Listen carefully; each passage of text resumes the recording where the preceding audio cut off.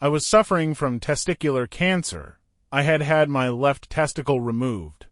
Part of the cure was to undergo chemotherapy.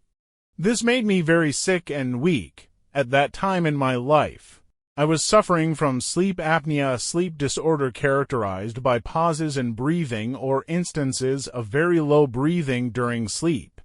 I had numerous events of a cessation of breathing during sleep, usually. I would go into a convulsion or spasm and wake up gasping for breath. I think the effect of the chemo weakened my body enough so that the waking up gasping part did not happen.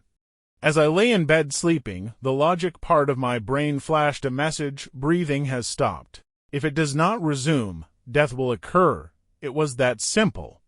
I could feel pressure inside my body, sort of like the pressure in a balloon filled with air. No pain, just pressure. For a moment, I was seized with panic as I realized I was dying. Then the panic went away and I thought, this is death. This is so easy, so natural. What was I frightened of? I felt a little silly at having been frightened. At this point, a sensation came over me.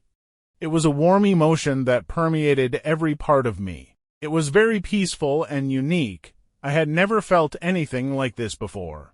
Then I felt as if I was lying on my back in a pool of water. I began to sink slowly down into the pool. It seemed to grow dark and empty.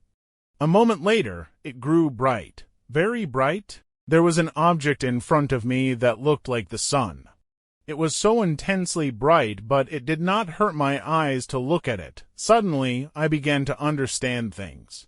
I understood why I had cancer and how it was so very important for me to have cancer. In fact, it was so important that I realized I would not have it any other way. But I can't explain why it was important, I just understood that it was. Then the object spoke to me. It spoke in English and sounded just like any other person. It said, "Hello, Arthur. I'm so glad to see you." At that point, I mentioned something from my past that I was not very proud of. Then the object said, "You didn't like that, did you?" I replied, "No, I did not." The object then said, "I didn't think you would." At this point, there was an imaginary line in front of me, and I knew if I crossed it, I could not go back. I was hesitating. The light then said, "What are you doing?" I answered, "I'm dying."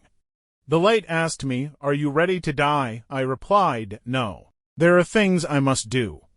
The light then said, "That's right, you go back and do them. When you are done, come back and see me." At this point, I re-entered my body. I remember touching my left arm with my right hand. It felt odd. The skin felt like the skin of a deceased person, cold and lifeless. It was as if the life energy had not settled all the way back into my body.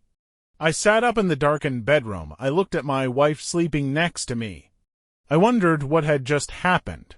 I would have thought it was a dream, except the warm glow, that peaceful feeling, was still with me. It lasted a couple of days. That was the singular thing that told me something extraordinary had really happened.